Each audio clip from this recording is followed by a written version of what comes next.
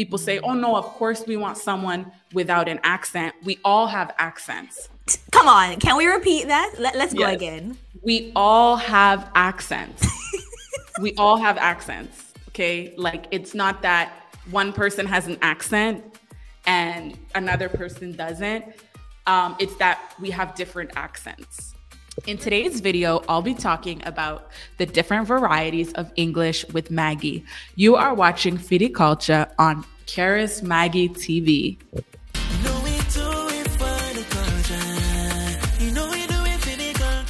What up, everyone? CharisMaggie here, and welcome back to another episode of Kulcha. As y'all know, for this season, I want to be focusing on English-based Creole and also African languages. But for today's video, we're going to get some more insights when it talks about English language as a whole. We're going to be talking about some English varieties. You're going to be learning a lot, and it will definitely set the stage for a lot of what I've been talking about with some other guests in other videos when we're talking about, you know, different types of Creole languages and how they're seen and things like that. So I want to say thank you to Kay, representing from Diasporic English Learning, for joining me / sincerely teaching. Thank you so much for taking the opportunity to speak with me today. I'm excited to be learning from you. And as someone who has a background as an English teacher as well, I think this conversation is going to be very, very insightful. So thank you for being here again. No problem. Thank you for having me. I'm really excited to have this conversation and to spread the word about varieties of English and how we can look at the English language in ways that benefit more of us and we can feel comfortable and feel ourselves. Awesome. So I guess we can get right into the video and let's talk about some common myths, shall we? Yes. Let's talk about some common myths about the English language, because a lot of us probably know how to speak it, but we are not aware of some of the myths that are there about English language. So tell us. Okay, I would say, I'll say two myths. One, a lot of times when I tell people I'm an English teacher, they say, oh my gosh, you're going to correct my mistakes, or oh my gosh, you should know this, or you can't make a mistake. But really, that's how we've been trained to look at English, but it's not about doing it correctly. And I certainly don't teach in a way where I'm enforcing certain standards. It's about being able to communicate with other people. So that's the first myth about teaching. You don't have to reinforce standards to be able to help someone speak a language. Number two is that there's one way to speak English and everything else is just, you know, they don't know how to speak, they don't know their grammar, they need to go back to school. No, we all speak varieties of English. A variety of English is like a dialect. It's a distinct type of English with its own vocabulary, its own pronunciation features, its own social context, and everyone speaks one. A lot of times in school, if you grew up in an English-speaking country or environment, you're not really given awareness of the type of English you speak. You're just taught this is English.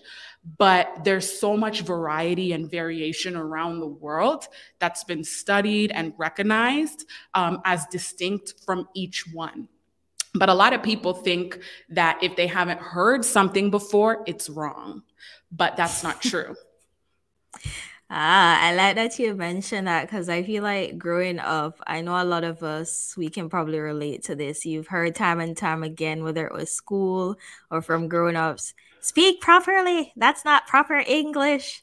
And sometimes you had to like think to yourself, like, what is proper English? Because even I remember sometimes just having an accent, people would be surprised that you knew how to speak English. So even hearing things like, oh, you speak such good English, I was like, I was raised in an English-speaking country. What were you expecting to hear is like what I'm thinking in my head. So, you know, as I, you know, got older and like I'm living in different places, I realized, you know, sometimes there might be some biases and prejudice against people who have certain accents and they are speaking the language, but they have their own accents, they have their own way of speaking, and it's not wrong. It's just, as you said, sometimes it will be influenced by society. So I want to ask you this. I don't know if this is a term, but is there a specific term for identifying discrimination that people face based on how they speak English or how they sound? Is there a term for that?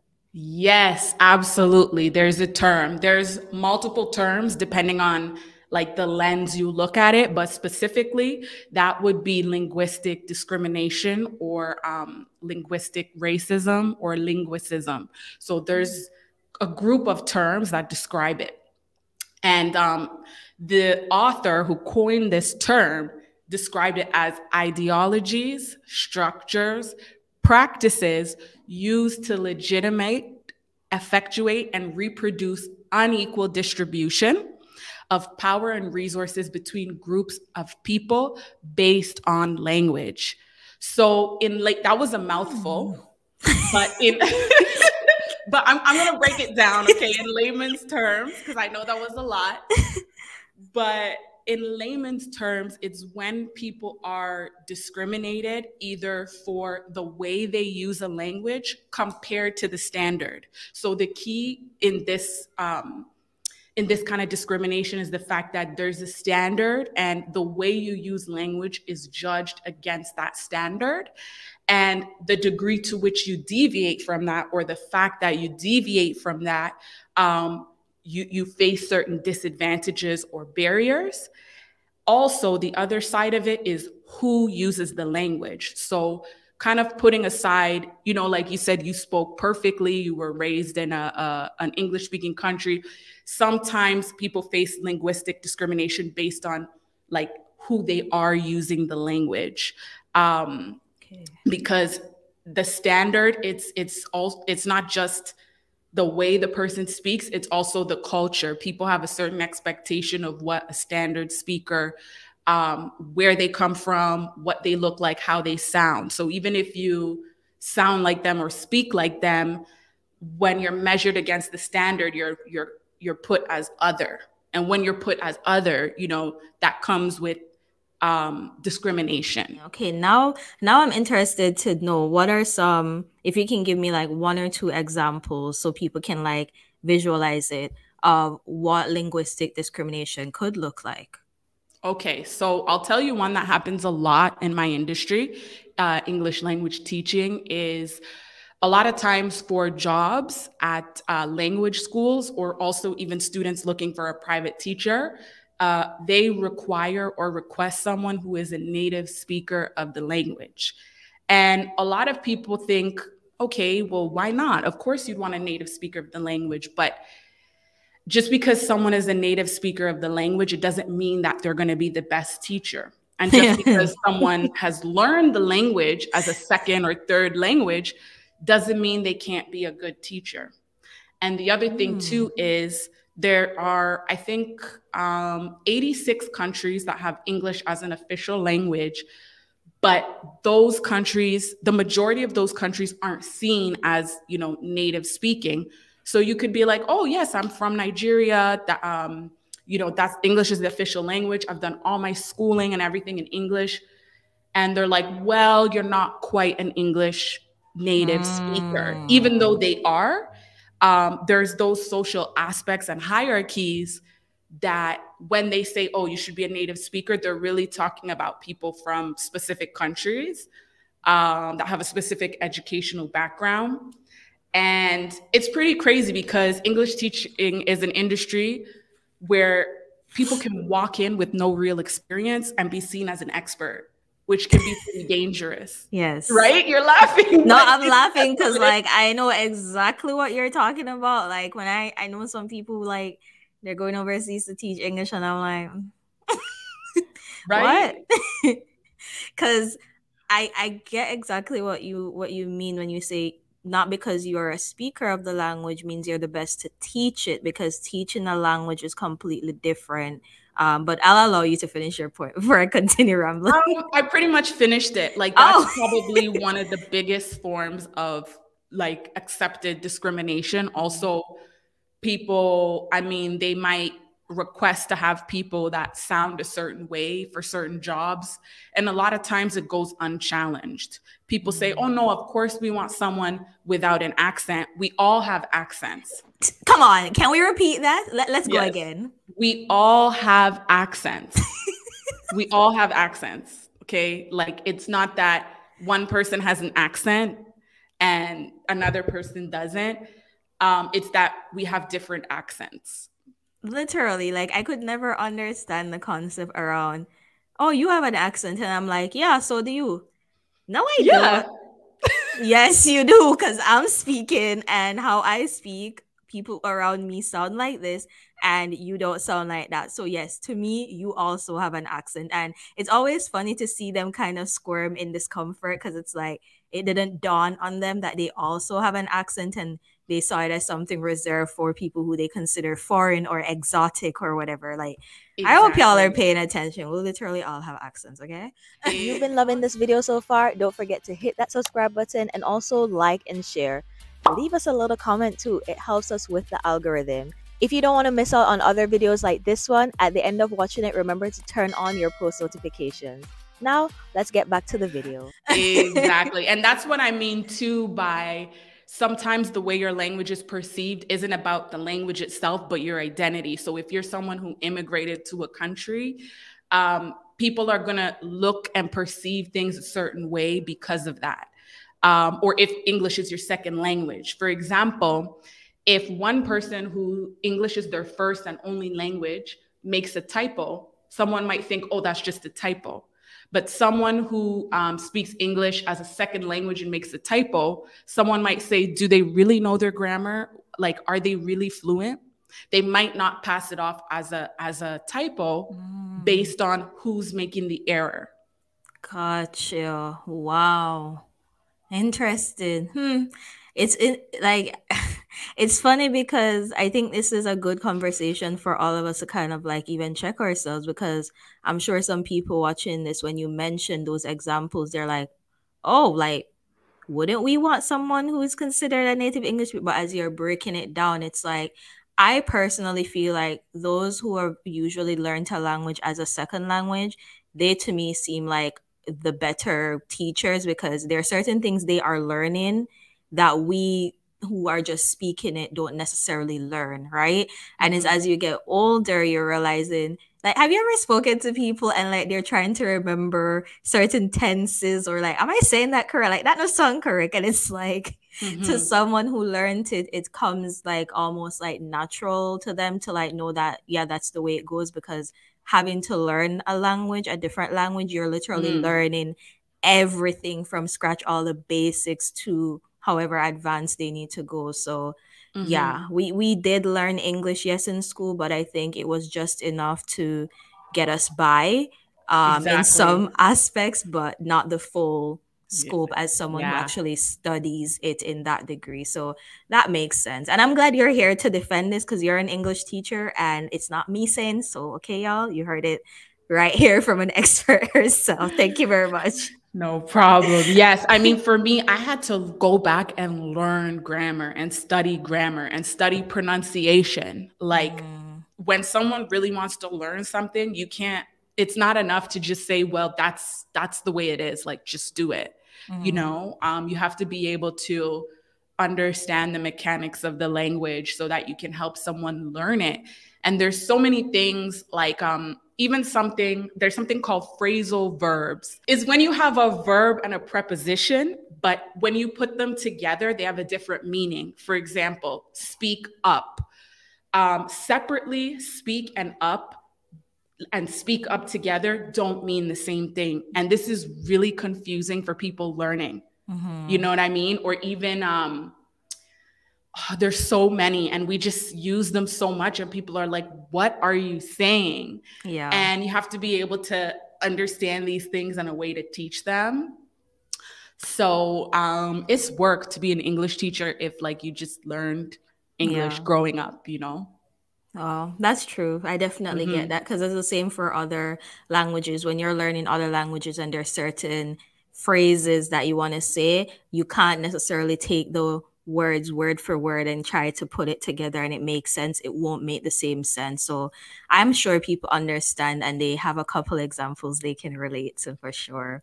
Mm-hmm. You mentioned before, so we talked about, we're going to be discussing some varieties. There are different varieties of English. And Mm-hmm. while you spoke about even like debunking some myths as well, you mentioned, some people mainly look at the English standards or languages that would be considered the standard. So let's get into that a bit more. When we're talking about some of the English variations, which ones more or less are usually considered standard, and then the rest that are kind of like othered? And you can give examples based on like areas and region if you want.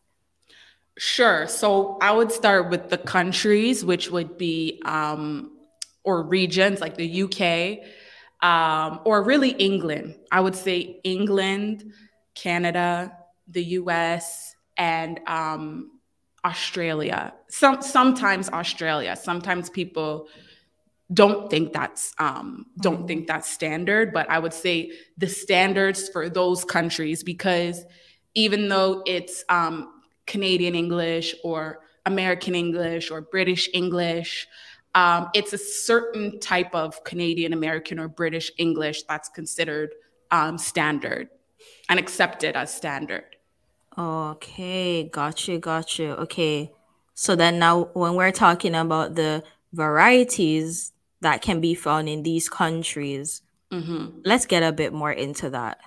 Yes. So the varieties in these countries. So, for example, I like to talk about American English because there's so many varieties there. I mean, we're in Canada too. We could talk about the Canadian varieties. Actually, I'll start there. So it's funny, like Canada really does have different types of English when you stop and think about it, but unfortunately, they're not recognized by the general public, so people don't see it that way. But we have, well, probably the most recognizable, someone might say, is Atlantic English or Newfoundland English. A lot of people refer to when they think of a type of Canadian English that's distinct from the standard. But there's also Greater Toronto English, Black Toronto English, Ottawa Valley English, Quebec English, Aboriginal English. And these are just the ones that have been documented. So there are other types of English out there, but somebody has to go, and document that and put something together for it to be actually recognized as a variety of English. But they're largely influenced by either like cultural groups, ethnic groups, social classes, regions, or cultures. Interesting. I can relate to the Toronto or the Greater Toronto era one. Like we hear it a lot. If you live in Toronto, you know exactly, because what people don't realize is they call it Toronto English or whatever, but if you really look at some of the words and phrases that are used in it, you can identify Jamaican, like words in Jamaican patois. I think there are like some Arabic words too, Somali word. Somali, and the proof is there. As Kay mentioned, it's like influences from the different groups. If anyone wants to hear an example of Newfoundland English, I actually have a video. That was my first video ever for this series that you can go check out. I'll link it in the description box. You can go watch it after this. Really fun language. But okay, so wow, I did not know there were so many of them. Yeah, and that's Canada, Canada. 30 million Canada, or 35 million now Canada, not too many people. But in the US, like it's a lot. I mean, they have like 10 times the population, I think. So there's a lot more varieties. But some of the ones I want to highlight are the ones that are mainly developed by particular ethnic groups of Americans, which a lot of times the ones that are heavily influenced by either like an ethnic group or a social class is not legitimized. So usually if it's influenced by a social class that is like above middle class, usually white dominant, those are more prone to be likely to be recognized as varieties, like the different standards. But so in the US, you have something called Latino English. And under that branch of English, it's a distinct type of English in different regions. So there's New York Latino English, Chicano English, mainly spoken by I think second generation Mexican Americans. And there's also Miami English, which is heavily influenced by Cuban Spanish speakers. So there's the different varieties of Latino English that are varieties of the English language. They're not a mix of, although they have Spanish influence and Spanish words, it's not a mix of Spanish and English. It's a distinct form of English influenced by those groups and their culture and experience with the English language in the US. There's also African American Vernacular English, which some of you might be familiar with. There is New Orleans English, Cajun English. So those are some of the ones I wanted to highlight in the US. There's also others around the world, specifically coming from groups of Black people in different countries. I don't know if you want me to go into them. Yeah, I'm curious. Okay. Yes. Yeah. Well, like I mentioned, we have Black Toronto English, which really it's been studied because it's something that can be acquired without, it's not just somebody, because you know people who have never been to particular places, yet they use that language. Mm-hmm. Yes, so it's not necessarily like, oh, this is a person from this country and they just don't know how to speak English. No, it's a real variety of English that people actually acquire and use in particular social settings. Gotcha. And it's been studied and it's really interesting. If you're really curious about that and you want to nerd out about that, so you can look up Black English in Toronto by Laura Baxter, Baxter, to see some of the research on that and kind of how that's being documented. There is Black British Vernacular English. There is Multicultural London English. Cockney, which is known to have been derived from working class Londoners. There is Black South African English, colored South African English. There is Indian English, and there's more than one Indian English. There's a standard Indian English that's used like in education, in government, and then there's some that are more influenced by the different regions. There is some that are spoken more by working class Indians as well. Let me see my list. Those were the ones I wanted to highlight, but what I want to tell everyone is there's literally, I think, over 200 and counting of varieties of English. Unfortunately, for it to be recognized or for us to find it, someone kind of has to study it, document it, and put it somewhere, but we shouldn't, let that stop us from recognizing, when we use language in a particular way that speaks to our experiences and our cultural background with the language. I'm kind of curious to know, like, all of these different varieties, what would be the way that they came to be? I think, like, I'm hearing all these different ones and I'm like, wow, like, who would have thought, like, over 200, and that's just what's studied. So I guess I'm curious to know, like, how did they come to form to be right now? Yeah. Mm-hmm. Wow. I think that, well, each one has their own story, but I think like kind of going back to the fact that we all speak in dialects, we all speak in varieties. It's kind of like varieties and diversity are the norm.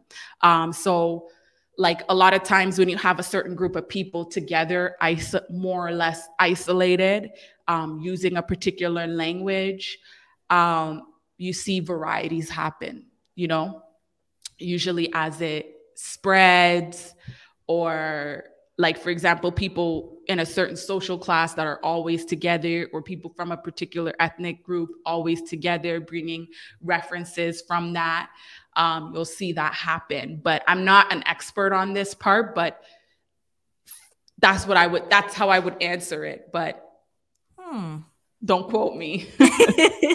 No problem. I guess the final question I probably have is, with all of these different variations that we have, of course, we'll have people who they don't really like it. They're like, let's just stick to the one, or what we call the standard, and everyone should just learn that and be done with it because it's just too much at this point. What is the point of having so many?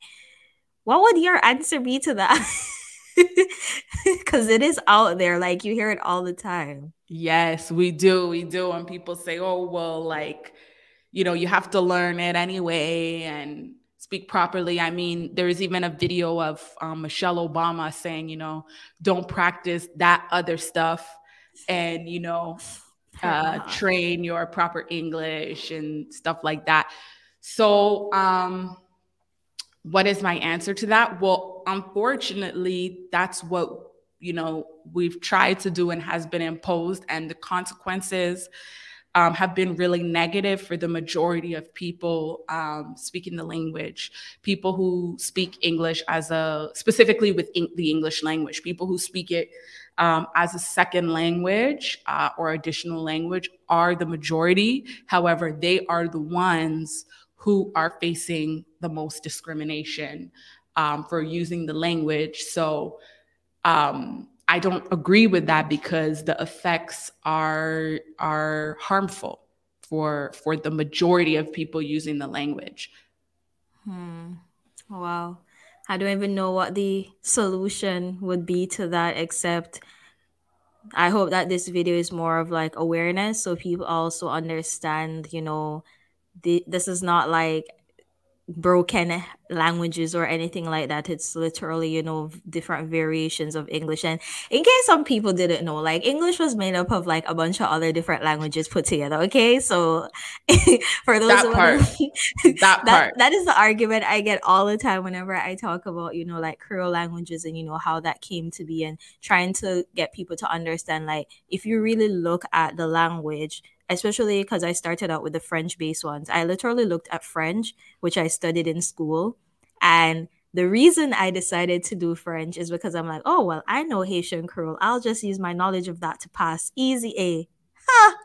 When I tell you, that's when reality hit me. And that's when I really understood two different languages, because there are certain things, like maybe the vocab might be similar or the same in some aspect, because it is, like, you could say, derived from the language in some way. But then when it comes on to the tonality, even just grammar on a whole, it's very different. And sometimes it takes more to African languages grammar versus actually the English or the French language that the Creole is derived from, or whatever. So it's things like this. I guess hopefully people are just aware. And we're not trying to lead people astray, even to say like, oh, like, don't learn whatever the standard is or whatever, like, for our survival. Yes, by all means. But when we look at us as a cultural group, wherever we are social people, and language is one of the ways we stick together, how we pass on culture, how we communicate, build a community, and don't throw it away is, I guess, what we're trying to say with this. Like, we can do both. Yes. I think you mentioned so many important points, and I think it's important to keep in mind that this stuff is made up.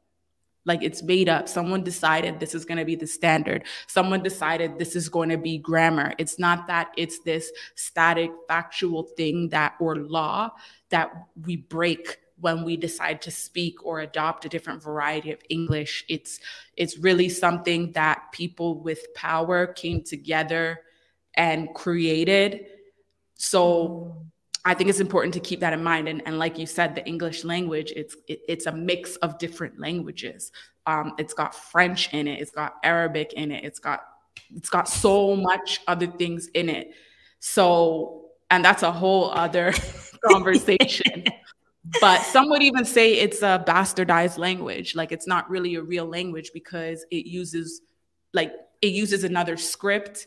And then some of the sounds and the spelling is so inconsistent because they're pulling words from all different languages and applying different grammar rules in different situations. So let's not waste our energy like fighting for something that's not real, you know? Yeah. And if anyone wants to say how, oh, well, it should be the way how it is. Remember back in the day, they were saying hath and thou. Okay. Are you walking around today saying hath, thou? And true. What they call it? True. Old Shakespeare. English? Yeah. Exactly. So languages evolve. Exactly. And You know this what? is That's what such we're a good seeing. point. Languages evolve, and this is no different. We're seeing different varieties of English because English itself as a language also evolves, and it evolves according to the culture, to the people, to the location, all of these things. And that is what makes culture so beautiful, that people can form something for themselves to form a sense of community and something that they can all find in common together that binds them together. So yes, I love it. I love it. That's the thing I love about learning about varieties of English. Even though there's so many, I feel a sense of like, wow, like all these different groups of people are just kind of responding to like using English in a different way and making it their own. And I can really relate to that, you know, even though there's so much diversity, I really feel like that's so relatable. yeah. Man, this was a great conversation. I really hope that for those of you who are watching, you learned something. It was a packed discussion, but very insightful. And I learned a lot. Now I'm going to geek out on finding out about all of these things. But if you are interested in learning more and even just connecting with some of the work that Kay is doing, I'm going to link in the description box below all of the links for her. But if you want to follow her on Instagram, please let the people know where they can find you. Yes. So you can find me in two places. There's Diaspora English Learning, which is more for learners of the English language. And now my new brand I'm launching soon. It might be out there by the time this video's out, or it will be there shortly after. But it's Sincerely Teaching. So you can find me Sincerely Teaching English, where I help people who teach English to make their lessons more inclusive of this kind of information and adopt a methodology that helps people actually become confident while they're speaking the language by reinforcing who they are and not so much the rules, but owning their position in the English speaking world as a learner and as a speaker, and kind of doing away with those toxic ideas we talked about, you know, that you have to sound a certain way and all this stuff. So if that's something that interests you, if you're also an English teacher, a language teacher that happens to be here, be sure to find me at Sincerely Teaching English on Instagram, TikTok, YouTube, Facebook, all the socials, okay? And sincerelyteachingenglish.com. Awesome. Love it, and excited for this new journey that you're on. And to you who watched, thank you so much for sticking around with us. We hope that you learned something new, and stay tuned for more episode of Culcha. Bye. Bye. Did you enjoy that video? Well, you'll enjoy more videos like it by clicking over here. So, tap to watch now.